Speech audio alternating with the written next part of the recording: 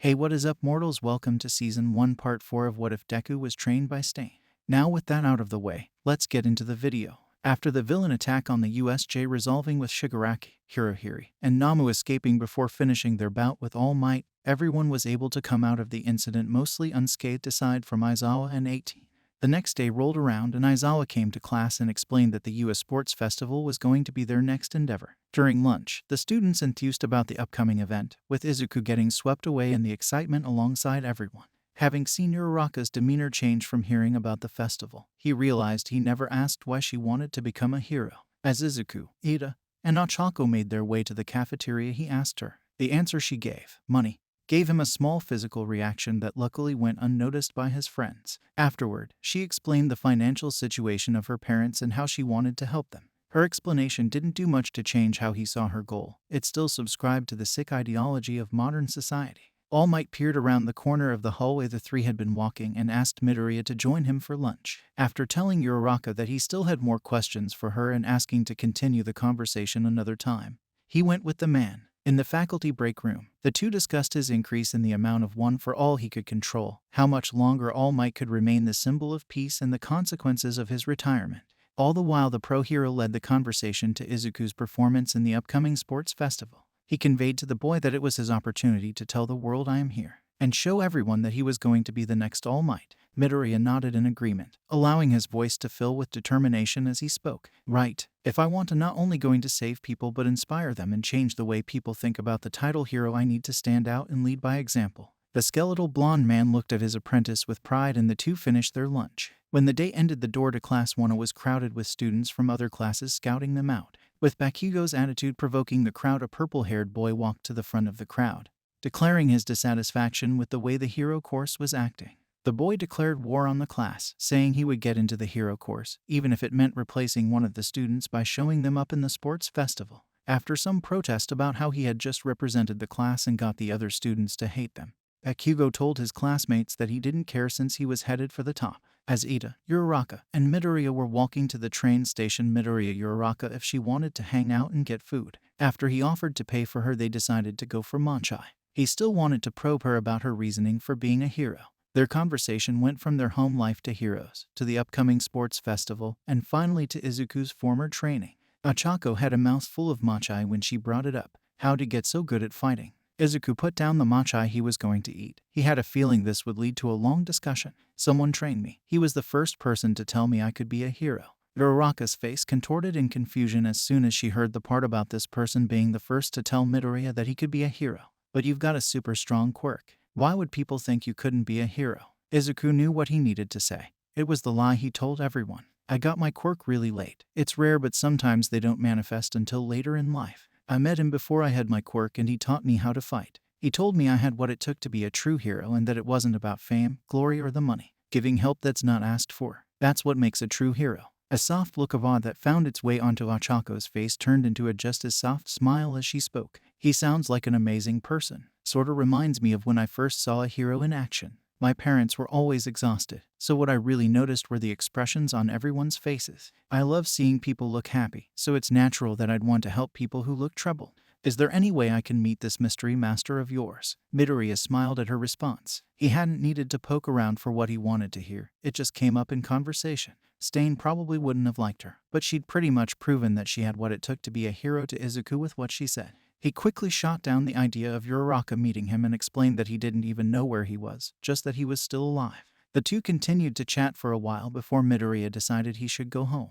The following 2 weeks, everyone prepared for the festival in their own way until the day finally arrived.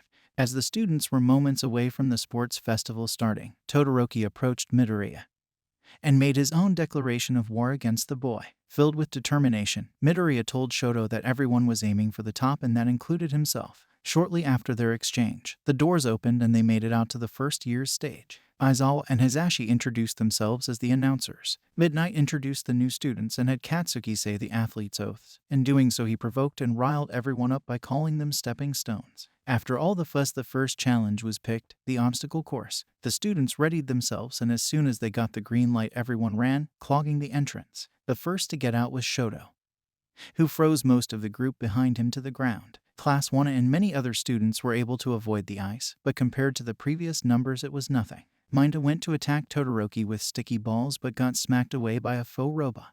The participants were being stared down by a bunch of zero-pointers from the entrance exam. Shoto froze a few of them off balance as he ran past the threat, crashing in front of and on top of those who tried to follow. The rest of Class 1 went over, through, or quickly fought off the robots, advancing forward without hesitation. Izuku stayed back a bit, dodging a hit from one of the smaller robots while taking a piece of fallen-off armor from one of the zero-pointers. Using one for all, he bent the piece of metal into shape, repeating what he had done during the entrance exam and making a substitute for his sword. Izuku thought to himself, since I couldn't get my support items approved, I just need to make do with what I have. With one of the bots still following him, he stopped running. In one swift movement, he turned around and leaped into the torso of the machine blade first, causing it to explode. Running past the rest of the bots using one for all in his legs, he quickly caught up to the rest near the front of the pack.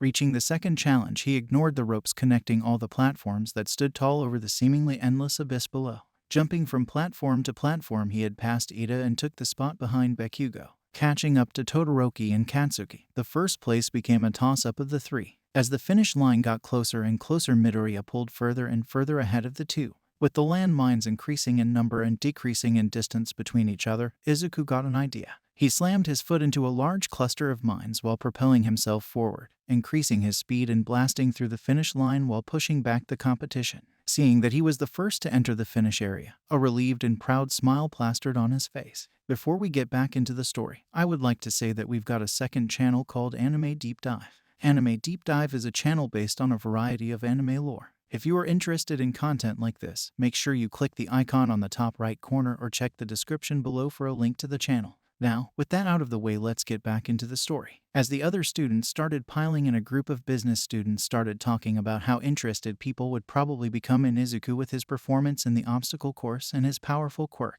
Ida and Uraraka joined Midoriya as soon as they passed the finish line, the former complimenting the way he won. After the top 42 students arrived, it was announced that the next event would be a cavalry battle. Once the rules were explained, all eyes were on Midoriya and his 10 million point headband, with almost everyone either wanting to challenge or stay away from him. The only people who were willing to join his team were a girl from the support class named Mei Hatsume, Ochako Uraraka, and Fumikage Takoyami. As soon as they got the signal to start, teams started perusing them.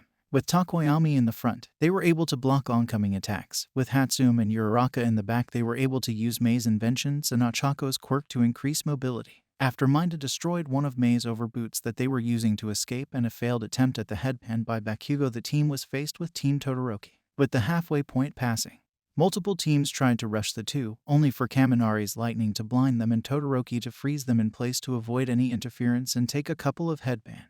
As Team Todoroki rushed, Team Midoriya Dark Shadow went in for an attack and got blocked by Yairaza's creation quirk.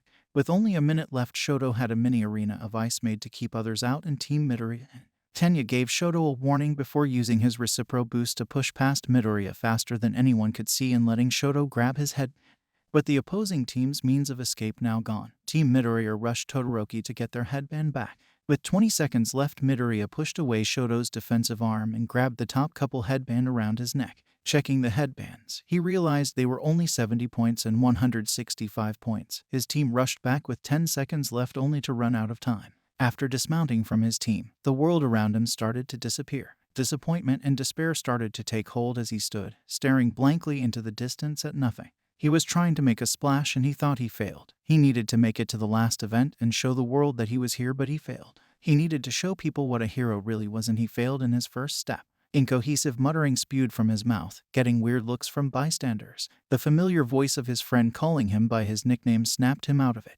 When he turned around, he was greeted with her smiling, pointing to Takoyami and Dark Shadow holding a 519-point headband, ensuring them the fourth place and entry into the last part of the sports festival. Tears fell from his eyes and he smiled and thanked his teammates. While all the other students left for the mess hall, Izuku and Shoto went off on their own to talk. Shoto confronted Midoriya, asking if he was All Might, a legitimate love child. Midoriya's response of "that's not it" piqued his interest even more. Leading the conversation into a new direction, he explained his father's marital situation, why he was born, the abuse his family had gone through, how his mother burned him, giving him the scar on his face, and why he wouldn't use his left side. He left telling Izuku that he'd rise above him and apologizing for wasting his time. Hatred, pity, anger, fear, sadness, and shock battled in Izuku's mind after hearing this. The rest of lunch passed and one-on-one matches were randomly decided before some festivities began with Ojiro and Class 1B Shota dropping out of the contest. While everyone was dealing with the pressure of the final even coming up,